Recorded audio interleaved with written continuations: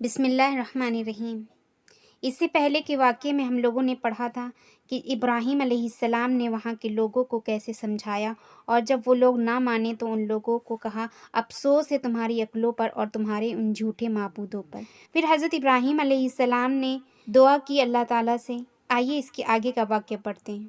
اے میرے پروردگار، مجھ کو حکمت عطا فرما اور مجھے اپنے نیک بندوں میں شامل کر، اور میری بھلائیاں آنے والی نسلوں کی زبان پر جاری فرما، اور مجھ کو جنت کی لازوال نعمتوں کا وارث بنا، اور میرے گمراہ اور گنہگار باپ کو بخش دے۔ اے میرے رب، مجھ کو محشر کی ذلت و رسوائی سے بچا لے۔ اے میرے پروردگار، مجھ کو ایسے وقت کی رسوائی سے بچا جس دن نہ دولت کام آئے گی نہ اولاد۔ اس دن تو وہی مزے میں ہوگا جو سچا دل لے کر آئے گا۔ شہر میں ایک بادشاہ تھا۔ یہ بادشاہ بہت مغرور اور بڑا ظالم تھا۔ یہ لوگوں کو حکم دیتا تھا کہ ہم کو سجدہ کرو اور ہم ہی سے اپنی مرادیں مانگو۔ لوگوں نے بادشاہ کے آگے سر تسلیم کر لیا، اسی کو اپنا معبود سمجھنے لگے، اسی کے آگے سجدہ کرتے تھے اور اسی سے اپنی مرادیں مانگتے تھے۔ ایسے عقل کے اندھے تھے کہ کہیں بتوں کی پوجا کر رہے ہیں، کہیں بادشاہ کو خدا بنا لیا، تو کہیں سورج کی پرستش کرتے ہیں۔ ایسی عقلوں سے اللہ بچائے۔ دھیرے دھیرے بادشاہ تک یہ خبر پہنچی کہ ابراہیم علیہ السلام اللہ کے سوا کسی کو نہیں مانتے، اسی کی عبادت کرتے ہیں، اسی کے آگے سر جھکاتے ہیں، اسی سے مرادیں مانگتے ہیں اور اسی کو اپنا معبود سمجھتے ہیں۔ بادشاہ یہ سن کر آگ بگولا ہو گیا کہ ہم دوسرا کون، ہمیں چھوڑ کر دوسرے خدا کو ماننے کا کیا معنی ہے، اور بہت غصے سے حکم دیا کہ ابراہیم علیہ السلام کو بلاؤ۔ حضرت ابراہیم علیہ السلام آئے اور آتے ہوئے ذرا بھی نہ ڈرے، بالکل بھی نہیں ہچکچائے۔ اور ڈرتے کیوں؟ وہ تو اپنے اللہ سے ڈرتے تھے۔ اللہ سے ڈرنے والا کسی سے نہیں ڈرتا۔ بادشاہ نے کہا ابراہیم علیہ السلام تمہارا رب کون ہے؟ ابراہیم علیہ السلام نے جواب دیا میرا رب اللہ ہے۔ بادشاہ نے پوچھا تم کس کی عبادت کرتے ہو؟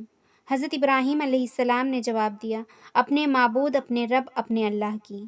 پھر بادشاہ نے پوچھا اللہ کس کو کہتے ہو، اللہ کون ہے؟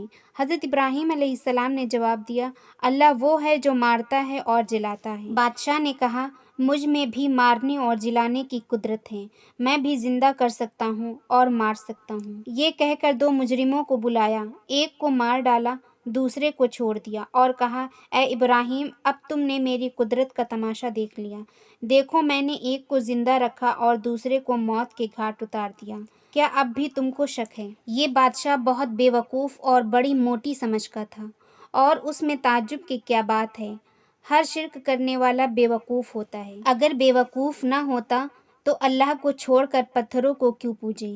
جو کچھ نہیں کر سکتا ان کے آگے ہاتھ کیوں پھیلائے؟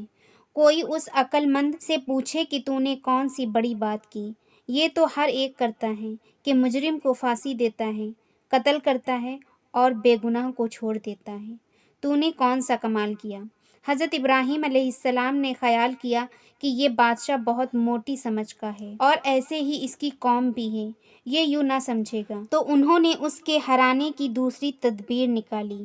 کہا اے بادشاہ اللہ تعالیٰ سورج مشرق سے نکالتا ہے، تم بڑے بہادر بنتے ہو، مارنے اور جلانے پر تم کو قدرت حاصل ہی ہے، جب جانے کہ تم اس کو مغرب سے نکالو۔